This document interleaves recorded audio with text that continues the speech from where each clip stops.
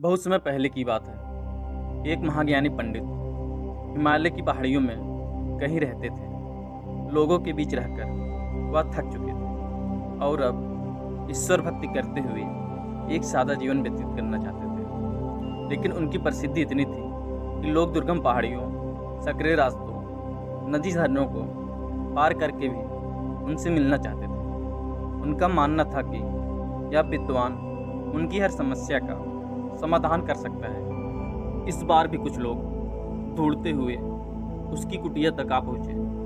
पंडित जी ने उन्हें इंतजार करने के लिए कहा। 3 दिन बीत गए। अब और भी कई लोग वहां पहुंच गए। जब लोगों के लिए जगह कम पड़ने लगी, तब पंडित जी बोले, आज मैं आप सभी के लिए प्रश्नों का उत्तर दूंगा, पर आपको वचन देना होगा कि यहाँ से जाने के बाद आप किसी और से इस स्थान के बारे में नहीं बताएंगे, ताकि आज के बाद मैं एकांत में रहकर अपनी साधना कर सकूं। चलिए अपनी अपनी समस्या बताइए। यह सुनते ही किसी ने अपनी परेशानी बतानी शुरू की, लेकिन वह अभी भी कुछ शब्द ही बोल पाया कि बीच में किसी और ने अपनी बात कहनी शुरू कर दी। सभी जानते थे कि आज के बाद उन्हें कभी पंडित जी से बात करने का मौका नहीं मिलेगा, इसलिए वे सब जल्दी से जल्दी अपनी बात रखना चाहते थे। कुछ ही देर में वहाँ का दृश्य मछली बाजार जैसा हो गया और अंततः पंडित जी को चीख कर बोलना पड़ा, कृपया शांत हो जाइए। अपनी अपनी समस्या एक पर्चे पर लिखकर मुझे दीजिए। सभी ने अपनी अपनी समस्याएं लिखकर आगे बढ़ा दी। पंडित जी ने सारे पर्चे लिए और उन्हें एक टोकरी में डालकर मिला दिया और बोले, इस टोकरी को एक दूसरे को पास कीजिए। हर व्यक्ति एक पर्ची उठाएगा और उसे पढ़ेगा। उसके बाद उसे निर्णय लेना होगा कि क्या वो अपनी समस्याओं को इस समस्या से बदलना चाहता है।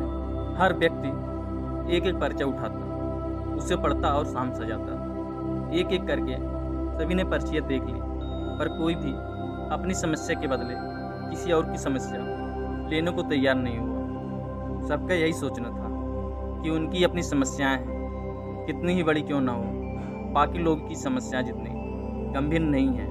2 घंटे बाद सभी अपनी अपनी पर्ची हाथ में लिए लौटने लगे। वे खुश थे कि उनकी समस्या उतनी बड़ी नहीं है जितना कि वे सोचते थे।